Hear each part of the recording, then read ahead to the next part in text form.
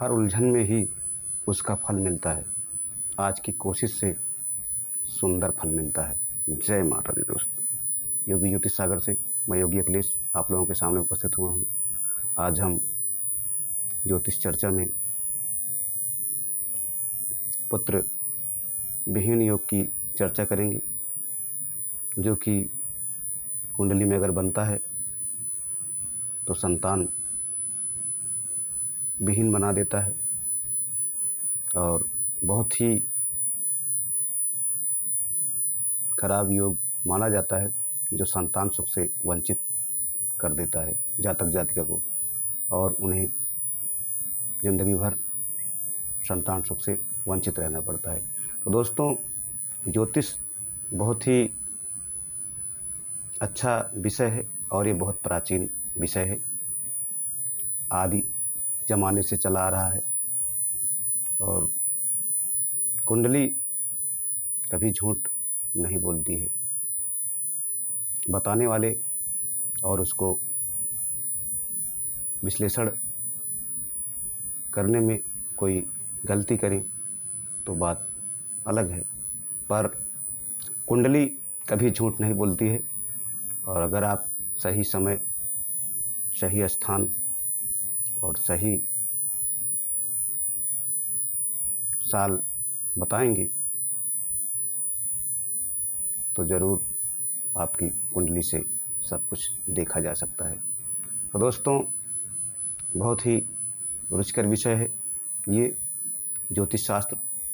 और ज्योतिष शास्त्र से हम हर चीज़ भविष्य में जो घटनाएं होने वाली हैं उनके बारे में हम पता कर सकते हैं।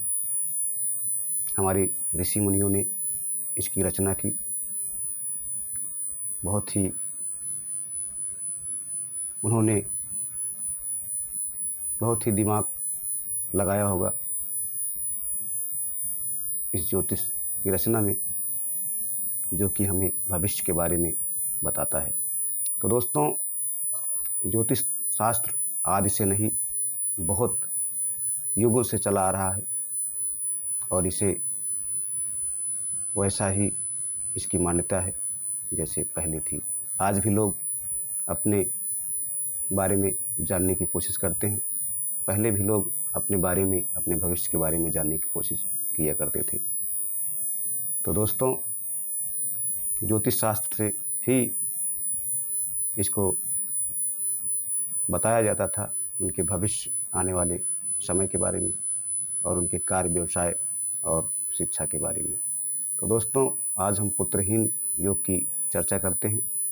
जन्म कुंडली में 5वें भाव का स्वामी 6ठे, 8वें, 12वें घर में बैठा हो तो जातक पुत्रहीन होता है, उसे संतान सुख मिलने की संभावना नहीं होती है। और वहीं दूसरा योग है, जन्म कुंडली में 5वें घर का स्वामी किसी स्थान में अस्त होकर सूर्य के साथ बैठा हो तो भी संतान सुख में बाधा आती है और संतान न होने की संभावना दंपतियों को होती है। तीसरा है, जन्म कुंडली के 5वें घर में सूर्य, मंगल, राहु, शनि, इसमें कोई भी एक ग्रह 2, 3 अथवा 4 ग्रहों में स्थित हो तो भी पुत्रहीन योग बनता है और संतान सुख से योग भी वंचित करता है, क्योंकि 5वां स्थान हमारे पेट का स्थान है। अगर यहाँ पाप ग्रह बैठेंगे तो वहाँ नुकसान ही करेंगे। और चौथा योग है दोस्तों, जन्म कुंडली के 5वें घर में चंद्र राहु के साथ बैठा हो तो भी संतान सुख में कमी आती है और संतान से जातक जातिका वंचित होते हैं। और 5वां है, जन्म कुंडली के 5वें, दूसरे अथवा 10वें घर में मंगल बैठा हो तो भी जातक जातिका संतान सुख से वंचित होते हैं। तो दोस्तों, जन्म कुंडली के 8वें तथा तीसरे घर में शनि बैठा हो तो भी पुत्रहीन योग बनता है और पुत्र न होने की संभावना बनती है। तो दोस्तों, जन्म कुंडली के 5वें घर में अकेला चंद्र हो परंतु वह वृद्ध अवस्था में हो, चंद्र बुध और शनि अथवा राहु के साथ बैठा हो तो जातक पुत्रहीन होता है। तो दोस्तों, ये सब योग अगर कुंडली में बनते हैं तो आपको पुत्रहीन जरूर बनाते हैं और आप जो है संतान सुख से वंचित रह सकते हैं। तो दोस्तों, इसमें मैं पुत्रहीन योग की चर्चा किया हूँ। पुत्र से आप वंचित रहेंगे, बाकी पुत्री होने का योग तो रहता ही है। ऐसा है क्योंकि ये पुत्रहीन योग है। इतने अगर कुंडली में ये सब योग बनते हैं तो ज़्यादातर संतान का सुख नहीं मिलता है, पुत्र का सुख उसे प्राप्त नहीं होता है। तो दोस्तों, हम ज्योतिष शास्त्र से जान सकते हैं ये सब, क्योंकि 5वें भाव में हमारी शिक्षा और संतान का भाव होता है, वहाँ से देखा जाता है। अगर वहाँ ऐसे ग्रह मौजूद हैं जो हमने चर्चा की तो संतान पुत्र सुख से वंचित रहते हैं जातक जातिका।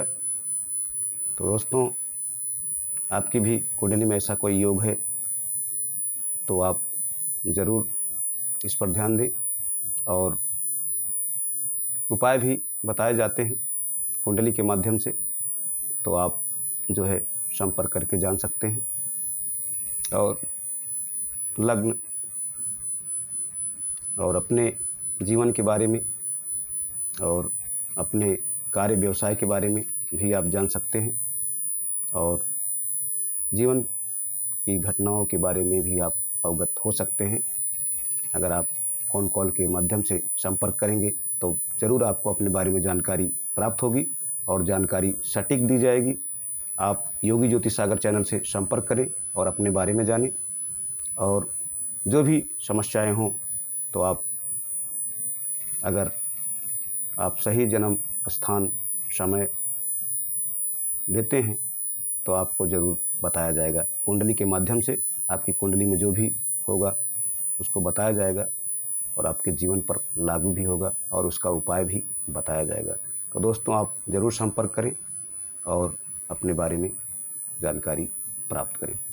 तो दोस्तों, आज हमने पुत्रहीन योग की चर्चा की, जो कि कुंडली में बनता है तो इंसान को पुत्रहीन बना देता है और संतान सुख से जातक जातिका वंचित रहते हैं।